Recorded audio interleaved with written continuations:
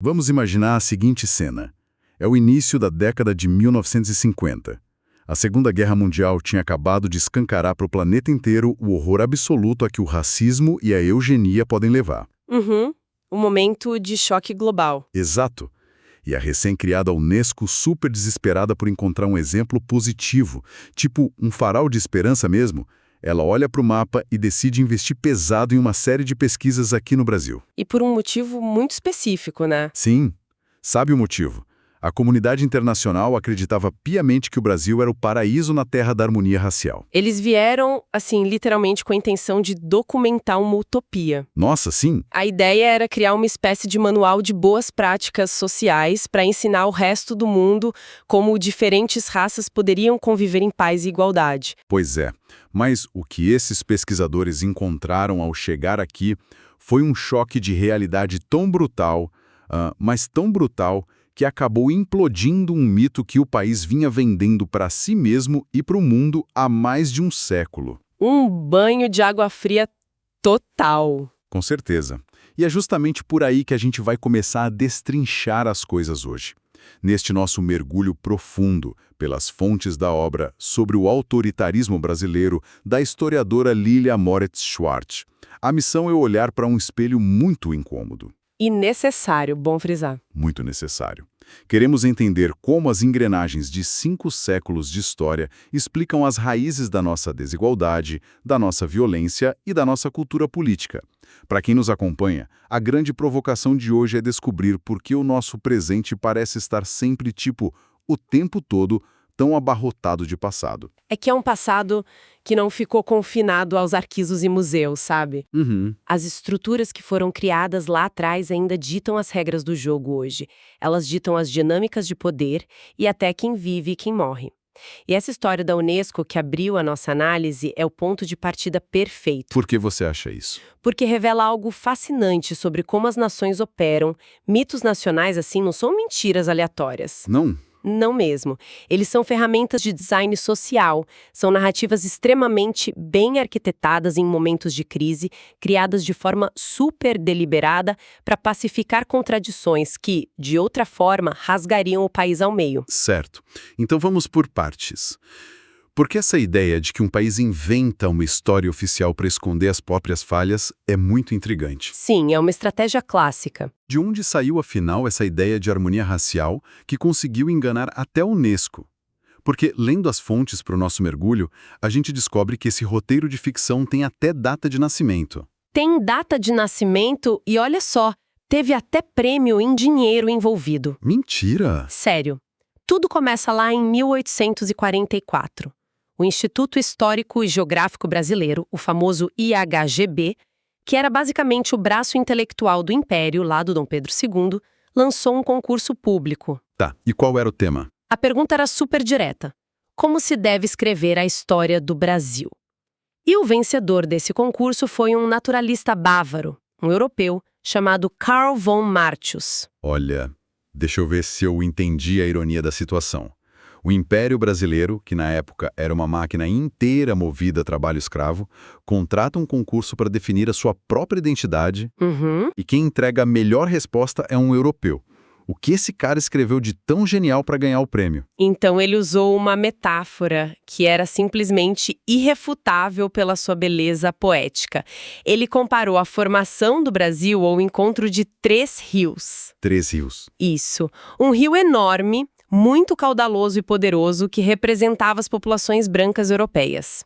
Um rio um pouco menor, que seriam os povos indígenas. E um filete de água, um rio negro bem diminuto. Nosso peso simbólico disso já é absurdo. E fica pior. Segundo von Martius, esses 3 rios se encontram, convergem, mas o Rio Branco, por ter mais força, acaba por limpar, purificar e absorver os outros 2, formando uma correnteza única e pacífica. Gente, que loucura! Isso foi basicamente a maior e mais bem-sucedida campanha de relações públicas do século XIX. Totalmente. Uma jogada de mestre. Vamos pensar bem. É incrivelmente conveniente usar rios e elementos da natureza.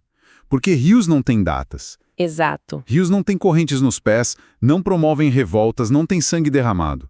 Ele pegou uma sociedade escravocrata violentíssima e transformou num cartão postal tropical e edênico. E o mecanismo de por que isso funcionou tão bem é o que mais importa aqui para nossa análise. Quando a história é transformada em um fenômeno da natureza, a culpa humana é simplesmente removida. Você tira o peso das costas de quem causou a violência. Exatamente, você naturaliza a violência. E essa metáfora foi tão útil para as elites que ela foi sendo reciclada ao longo das décadas. Passou por vários intelectuais até ganhar sua versão definitiva, que ficou muito famosa nos anos 1930, com o Gilberto Freire. Ah, claro, a famosa ideia de democracia racial. Isso mesmo. Ele consolidou a tese de que a miscigenação brasileira, aquele encontro na Casa Grande, teria diluído o racismo. Foi essa tese que ganhou o mundo e que, lá na frente, atraiu os pesquisadores da Unesco. Mas a Unesco chega aqui nos anos 1950 e encontra o oposto absoluto disso.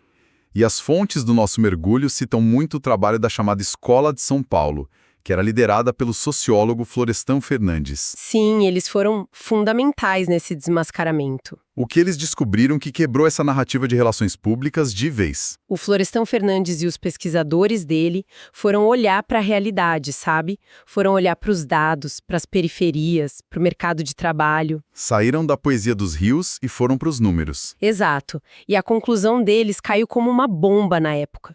Eles demonstraram com dados que mistura nunca foi sinônimo de igualdade. Nunca. Não foi a união fraterna, mas sim uma exclusão sistemática. E, aqui tá a grande sacada de tudo isso. Qual? O mito da harmonia racial não era apenas uma visão romântica ou inocente. Ele era uma ferramenta política de silenciamento. Como assim silenciamento? Pensa bem, se não há racismo oficial, se somos todos uma mistura super feliz, então não faz sentido ter movimento negro, não faz sentido cobrar políticas públicas ou reparação. Caramba! O mito serviu literalmente para desarmar a cobrança por direitos. Nossa, isso muda tudo. O mito não era uma venda nos olhos, ele era uma mordaça. Perfeito, uma mordaça. E se a fachada de tudo era esse rio harmonioso, a fundação real que sustentava o país era perturbadora. Lendo o material sobre a realidade da escravidão no Brasil, é impossível não sentir um soco no estômago. É de revirar o estômago mesmo. O Brasil recebeu quase metade de todos os africanos escravizados que foram trazidos para as Américas. Metade. Mas não é só o volume, sabe? É a linguagem dessa violência que me deixou totalmente perplexo. A gente precisa desconstruir totalmente aquela velha ideia que ainda ensinam em algumas escolas de que existiu uma escravidão branda no Brasil. Isso é uma lenda completa. Uma lenda perigosa. A escravidão aqui não foi apenas um modelo econômico voltado para a exportação de açúcar ou café. Ela foi um molde do comportamento social inteiro. Era a linguagem através da qual as pessoas entendiam o que era hierarquia, o que era poder e convivência. Tem um dado nas fontes que ilustra isso de um jeito muito sombrio. A expectativa de vida para um homem escravizado trabalhando nas lavouras do Brasil era de cerca de 25 anos. 25 anos. É chocante. O sistema preferia esgotar a força de trabalho de um ser humano até a morte, em poucos anos, e simplesmente comprar outro, porque era mais barato. E a violência contra as mulheres, nossa, era inenarrável. A objetificação era total. Elas eram forçadas à alcova dos senhores.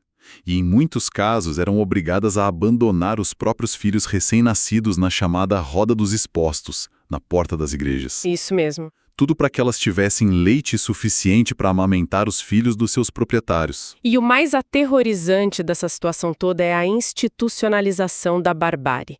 Não era um caos descontrolado onde cada um fazia o que queria. Era administrado. O livro menciona a circulação de manuais práticos pelas Américas, como os escritos pelo médico inglês David Collins. Espera. Manuais práticos? Sim, eram guias de gestão mesmo. Eles calculavam, literalmente, a dosagem do sofrimento. Meu Deus! Então eles tinham uma espécie de manual de recursos humanos para tortura? Exatamente isso. O manual instruía, por exemplo, como aplicar castigos públicos de forma exemplar nos homens, convocando toda a escravaria para assistir. A função não era apenas punir aquele indivíduo. Era passar uma mensagem. Exato. Era instituir uma pedagogia do terror para todos os que assistiam. E, ao mesmo tempo, olha a perversidade, O manual sugeria dar bônus de dias de folga para as mulheres que engravidassem. Nossa! Reduzindo o ser humano a uma mera máquina de reprodução pecuária para aumentar o capital do senhor.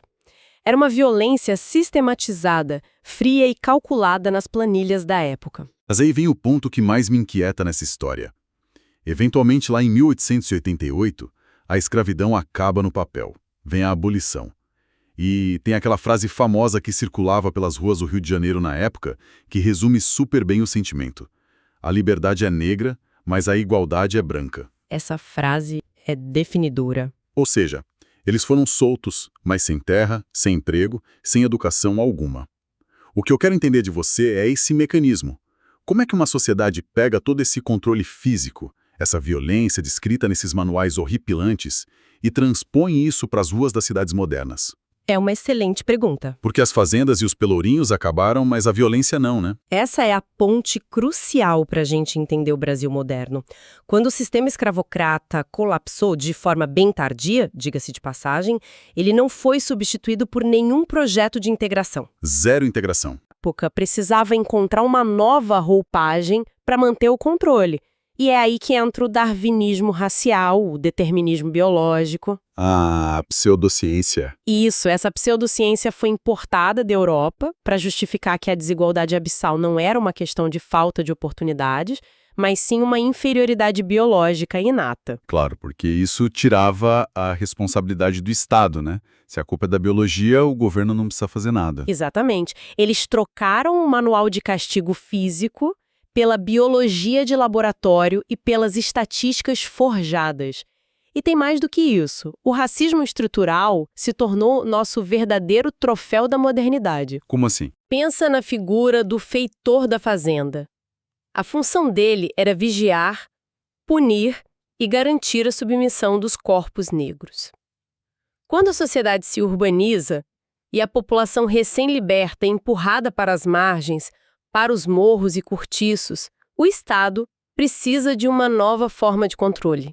Tá. O feitor sai de cena e entra a força policial urbana, operando sob a exata mesma lógica de suspeição prévia. As mesmas hierarquias de mando e obediência da fazenda foram transferidas para a relação entre o Estado e a periferia. E os números atuais que a gente vê nas fontes provam que essa lógica continua operando com força total hoje em dia. Quando a gente olha os dados apontados, vemos o que só pode ser descrito como um genocídio de jovens negros nas periferias. É uma tragédia contínua. Um jovem negro tem quase 3 vezes mais chances de ser assassinado do que um jovem branco. Em algumas regiões, esse risco chega a ser 5 vezes maior. E olha, as comparações internacionais que o material faz são aterrorizadoras. Sim. Quando sobrepomos as estatísticas de violência do Brasil às de zonas de guerra aberta no mundo, o cenário é desolador. A guerra na Síria, por exemplo, nos seus piores momentos vitimava cerca de 60 mil pessoas por ano. 60 mil. O conflito no Iêmen, 25 mil. O Brasil registra uma média de mais de 60 mil homicídios anuais, ano após ano.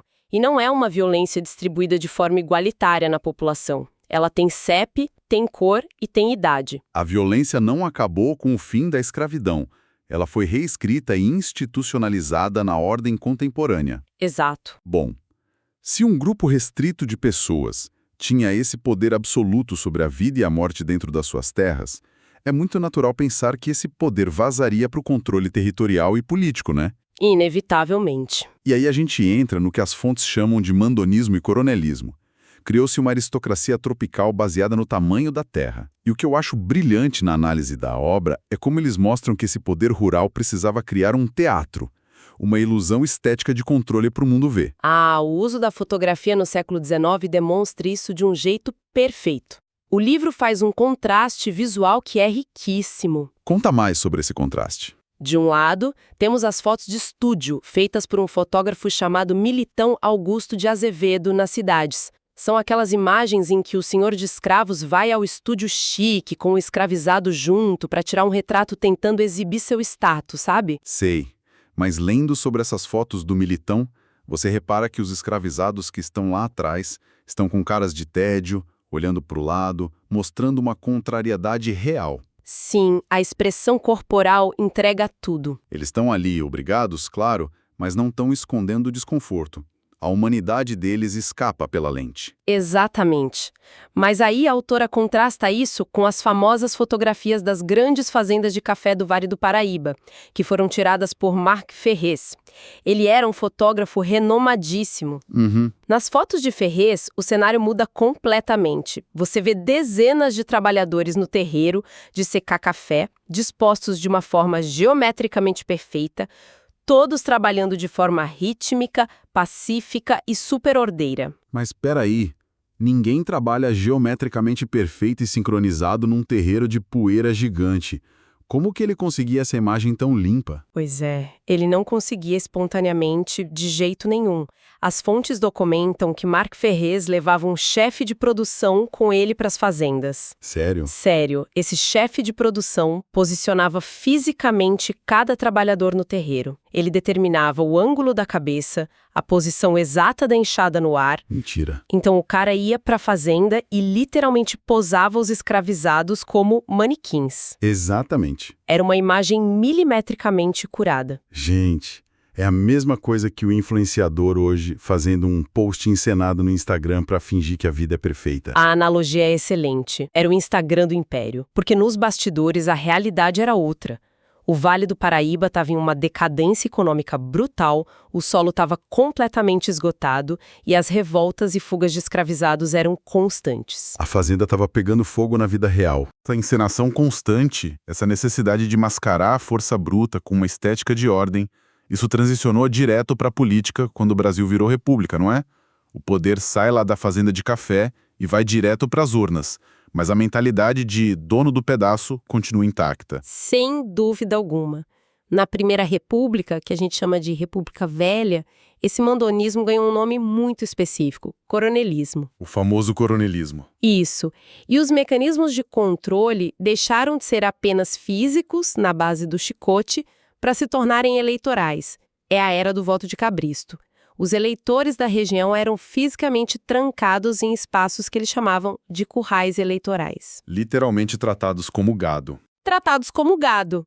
Eles recebiam comida, bebida e só saíam de lá escoltados diretamente até a urna, já segurando o envelope fechado com o voto que o coronel tinha escolhido. Mas vem cá, e se por algum milagre a oposição ganhasse no voto? Se alguém furasse o bloqueio? Aí entrava um mecanismo institucional da fraude, a famosa degola. Degola? O Congresso tinha uma comissão de verificação de poderes.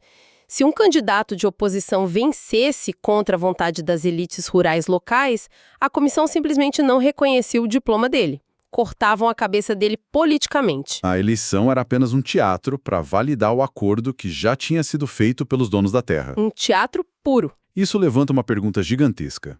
O voto de cabresto, a degola, tudo isso parece história bem antiga. Mas como esse mandonismo sobrevive num Brasil contemporâneo, urbano e hiperconectado que a gente vive hoje? Ele sobrevive porque a base material que sustenta esse poder nunca foi democratizada de verdade, que é a terra. A divisão de terras. Isso. A estrutura fundiária brasileira é uma das mais concentradas do mundo inteiro. O livro traz um dado que é, assim, um espanto matemático. Apenas 0,9% das propriedades rurais brasileiras concentram 45% de toda a área agrícola do país. Pera, quase metade do país está na mão de menos de 1% das propriedades? Exatamente. Quando você tem esse nível absurdo de concentração territorial e econômica, o controle político vem a reboque, não tem jeito. E as fontes dão nomes aos bois, o que é bem interessante. Elas citam dados eleitorais super específicos mostrando que esse poder atravessa gerações. Mencionam, por exemplo, a permanência da família Sarney no Maranhão, a influência histórica dos Ferreira Gomes no Ceará, o controle da família Caiado em Goiás. Sim, o livro mapeia isso muito bem. E lembrando aqui para quem nos ouve, estamos falando estritamente dos dados levantados pela pesquisa histórica do livro, mostrando clãs familiares que se mantêm no centro do tabuleiro político durante décadas e décadas. É isso mesmo. O coronel de chapéu de palha mudou de roupa, só isso. Ele virou o cacique político estadual, o articulador de verbas no Congresso. E mais recentemente, esse mandonismo encontrou no mundo digital um território novo e fértil. Nas redes sociais, você diz? Sim. Os líderes populistas de hoje, que usam redes sociais para falar diretamente com as massas, frequentemente exigem a mesma lealdade cega e submissão incondicional que o velho senhor de engenho exigia. A plataforma mudou, mas a cultura de obediência inquestionável ao chefe permanece incrustada na nossa política. Profundamente incrustada. E isso nos leva ao ápice do nosso mergulho de hoje. Vamos pensar juntos. Se durante séculos essas lideranças locais se acostumaram a tratar a terra, os recursos naturais e até a vida das pessoas como propriedade privada absoluta, o que acontece quando esses mesmos indivíduos vão para Brasília ou para as capitais dos estados para comandar o Estado? O inevitável. O próximo passo inevitável é tratar o próprio governo e os recursos públicos como um anexo da sua fazenda. E aí, nós entramos de cabeça no reino do patrimonialismo. Exato. O patrimonialismo é o coração do nosso problema institucional. O conceito vem lá do sociólogo alemão Max Weber. Ele descreve sistemas onde a fronteira entre o que é a esfera pública e o que é a privada simplesmente não existe. Tudo se mistura. Tudo se mistura. O líder político entende o Estado como seu patrimônio pessoal. No Brasil, o historiador Sérgio Buarque de Holanda aprofundou isso com um conceito muito famoso, que é o do homem cordial. Ah, o homem cordial. Que é um conceito que muita gente entende errado por causa da palavra, né? Acham que cordial significa que o brasileiro é educado, sorridente, aquele que sempre oferece um cafezinho para visita. É um erro clássico. Nossa, cordial vem de cor, que significa coração em latim. Coração. O homem cordial é aquele que rejeita as regras impessoais, a lei fria que deveria valer para todos, e prefere governar e viver através dos laços de afeto, da emoção, da amizade. Ele age pelo coração. E o que isso significa na prática da política? Significa favorecer os parentes, os compadres, os aliados e simplesmente ignorar as leis republicanas. É o nepotismo travestido de lealdade afetiva. Sabe aquele famoso ditado? Aos amigos tudo, aos inimigos a lei. É bem isso. Perfeito, é exatamente esse o espírito. E o momento histórico que planta isso de vez no DNA do Estado brasileiro é a chegada da família real portuguesa em 1808. Eles fugiram lá de Napoleão e transferiram toda aquela burocracia pesada à corte inteira, de Lisboa para o Rio de Janeiro. Uma mudança gigantesca. De repente, você tem milhares de nobres desembarcando precisando de teto, de cargos públicos e de pensões. E a forma como o príncipe regente resolveu o problema de moradia dessa galera é de uma audácia que hoje parece piada pronta. É o retrato perfeito de como o Estado se sobreponha ao cidadão. O governo precisava alojar a corte, certo? Certo. Então, eles simplesmente começaram a confiscar as melhores propriedades privadas do Rio de Janeiro. Funcionários do Império iam até a casa de um cidadão comum e pintavam as letras PR de Príncipe Regente na porta da casa. E isso significava o quê? Aquilo significava que a casa agora estava oficialmente requisitada pela coroa. Olha que absurdo! Você acorda de manhã, tem um PR pintado na sua porta e você tem que arrumar suas trouxas e sair da sua própria casa para um barão qualquer morar. Basicamente isso. A ironia fantástica é que a população da época não perdoou. Eles começaram a ler as letras PR como ponha-se na rua. O brasileiro sempre com um humor subversivo, né? Sempre. Mas é o Estado literalmente roubando a propriedade privada para sustentar o luxo dos amigos do rei. Mas claro, os ricos da época que perderam casas começaram a reclamar muito. E como o Dom João VI acalmou a elite local? Ele acalmou usando a moeda de troca suprema do patrimonialismo, a distribuição de favores estatais. O Império começou a distribuir títulos de nobreza a rodo. Barões do Café, viscondes, marqueses. Uma chuva de títulos. Sim, e eles não estavam reconhecendo um mérito real de ninguém. Eles estavam usando status que só o Estado pode fornecer para criar lealdade política, para comprar o apoio daquela elite agrária que estava insatisfeita com os confiscos. O famoso toma lá da cá. E a gente vê como isso não ficou preso lá no século XIX. Dando um salto enorme para o nosso presente, O livro traz um levantamento assustador sobre o Congresso Nacional eleito em 2018. Esse dado é impressionante. Muito. Não estamos mais falando de reis e barões, mas estamos falando de 172 deputados federais eleitos que possuíam laços familiares diretos com políticos já estabelecidos. É a bancada de parentes. Clãs inteiros dividindo o poder como se fossem capitanias hereditárias. É a privatização do espaço público. Total. O orçamento público, com seus repasses bilionários, opera como uma sala VIP. O dinheiro que deveria ser alocado de forma técnica, sabe, para saneamento básico, educação e hospitais, acaba sendo direcionado para redutos eleitorais super específicos só para garantir a sobrevivência política dessas dinastias. E aí a pergunta que fica é: como é que se constrói uma república verdadeira? Exato. República, que significa a coisa pública, se o Estado é tratado há séculos como um puxadinho da Casa Grande. É uma erosão contínua das instituições democráticas por dentro. Enquanto a máquina pública for usada como balcão de negócios privados, as leis sempre vão ser aplicadas de forma assimétrica, favorecendo quem tem o contato certo na engrenagem certa. Bom, nós cobrimos um terreno gigantesco hoje e a síntese de tudo isso é muito densa. Para quem acompanhou o mergulho, nós começamos lá atrás, vendo como o Brasil usou rios e mestiçagem como filtro de Instagram para esconder a crueldade da escravidão. O mito da harmonia. Vimos como a violência dessa escravidão moldou a relação entre classes, saltando dos manuais de castigo nas fazendas, direto para a violência policial nas nossas cidades modernas. Onde a cor e o CEP determinam a sobrevivência. Exato.